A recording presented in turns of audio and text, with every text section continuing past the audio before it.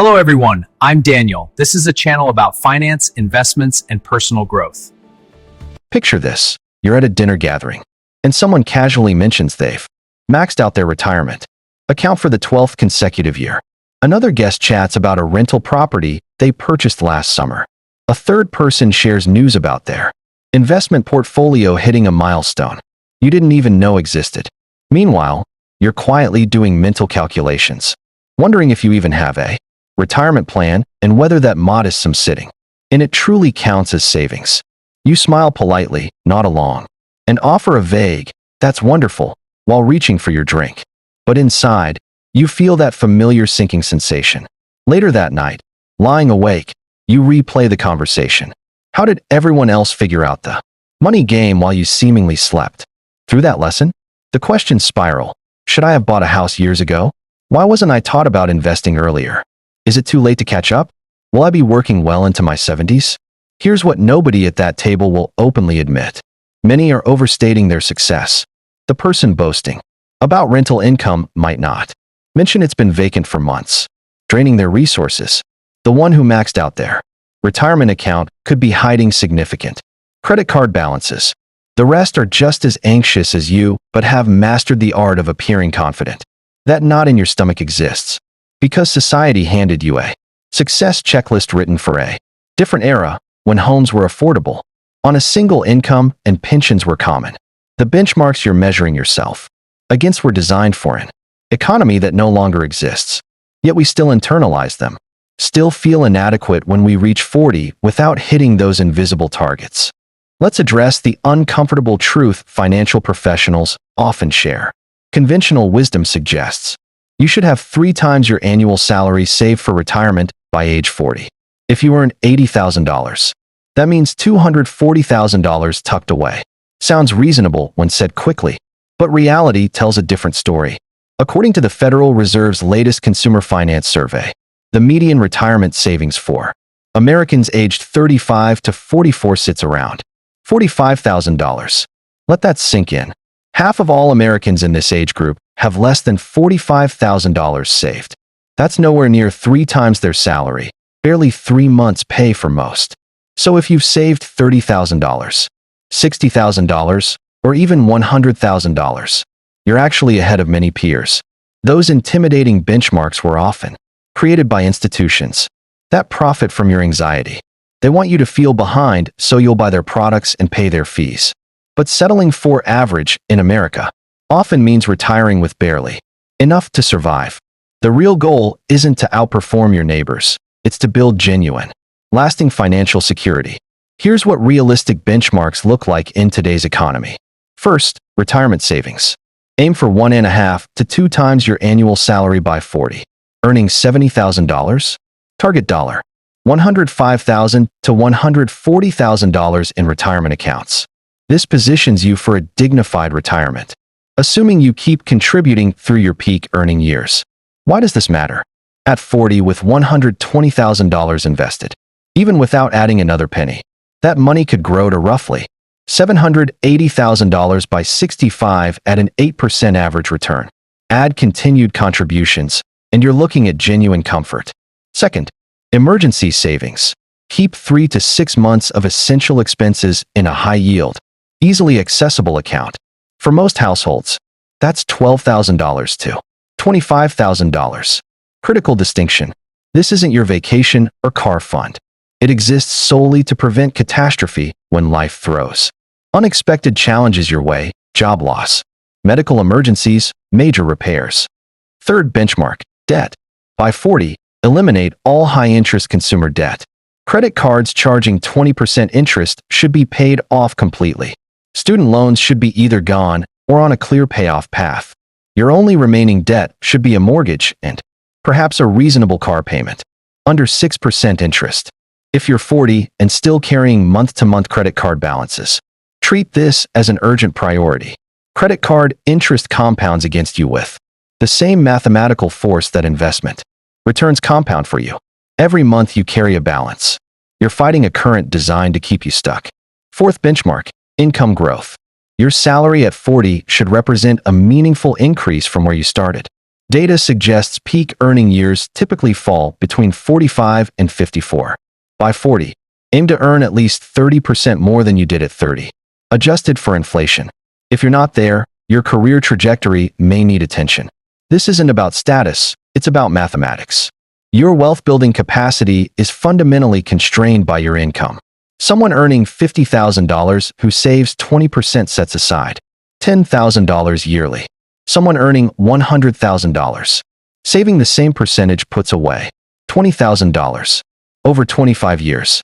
That difference compounds into hundreds of thousands of dollars.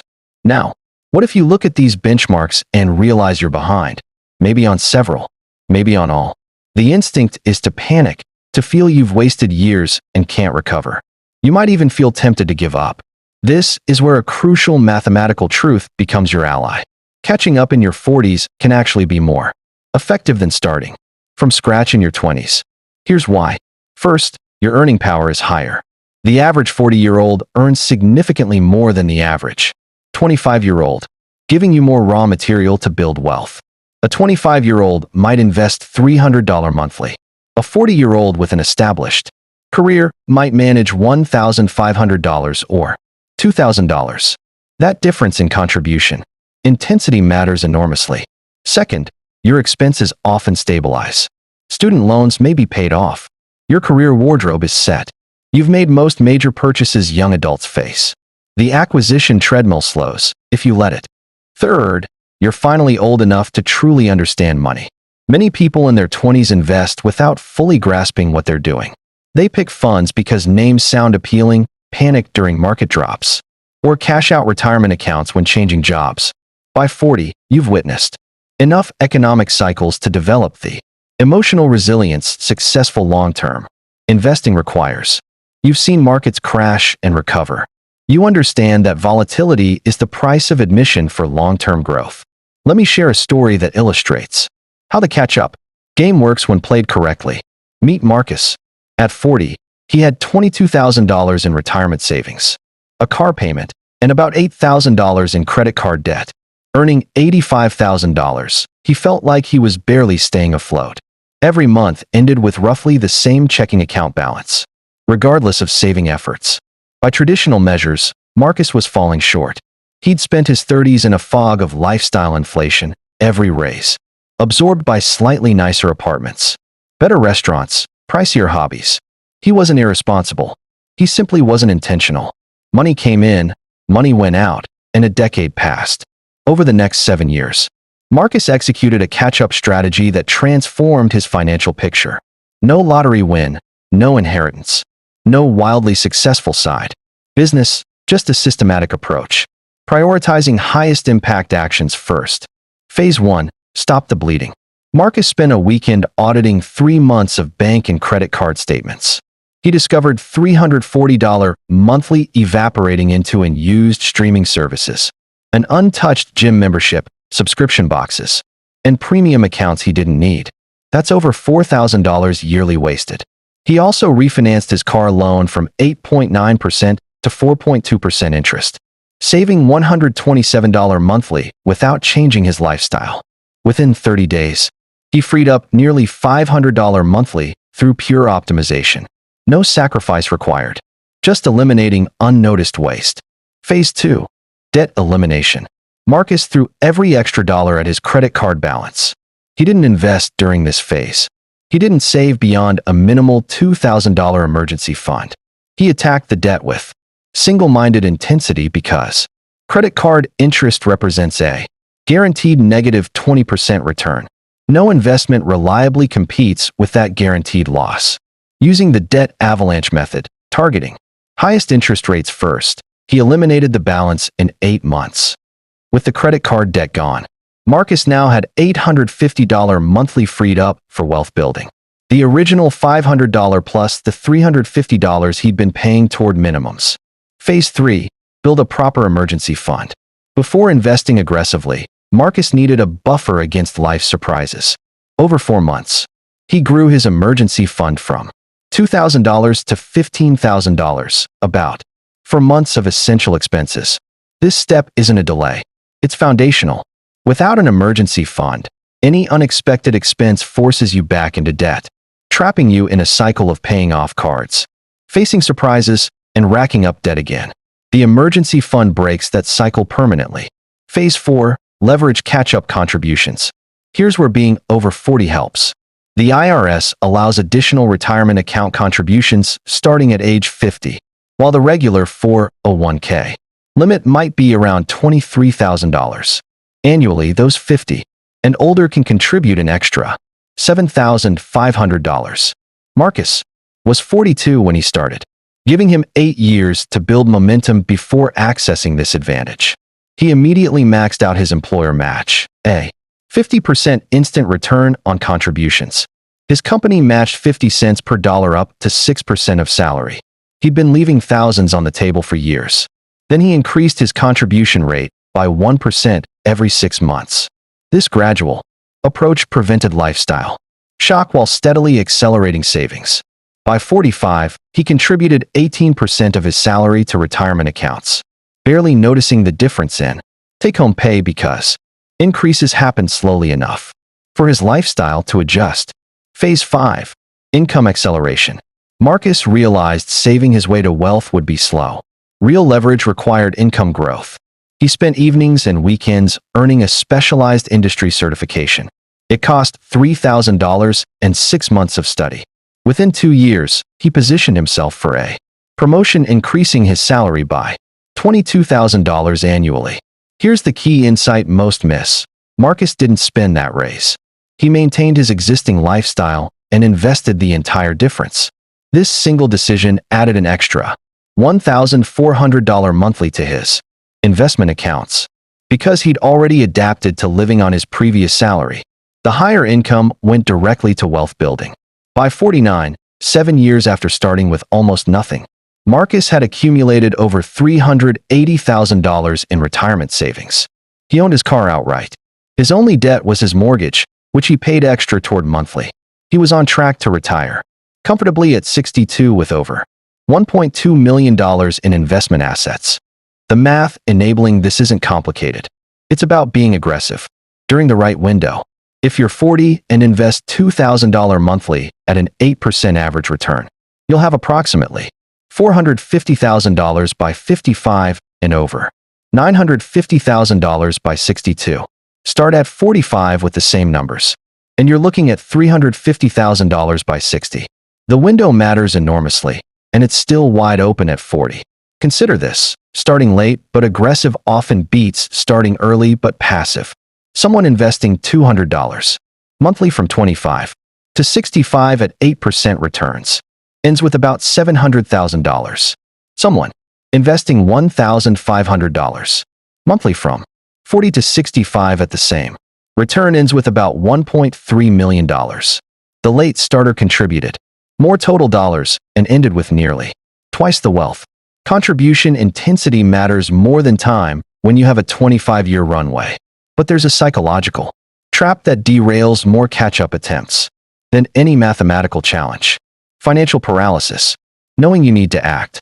Reading articles, watching videos, bookmarking resources, yet never starting because the gap feels insurmountable. Shame about being behind creates avoidance, and avoidance widens the gap. Each passing month makes the problem worse, creating more shame, more avoidance. Break this spiral by taking one specific action within the next 48 hours. Have high-interest debt? Open a balance transfer card with a 0% introductory rate and move your balances, immediately stopping interest from compounding against you. No debt, but no savings? Set up an automatic transfer of $200 per paycheck into a high-yield savings account. Automation removes willpower from the equation. Have savings but aren't investing? Log into your 401k portal and increase your contribution by 2% today, not someday. One action, 48 hours.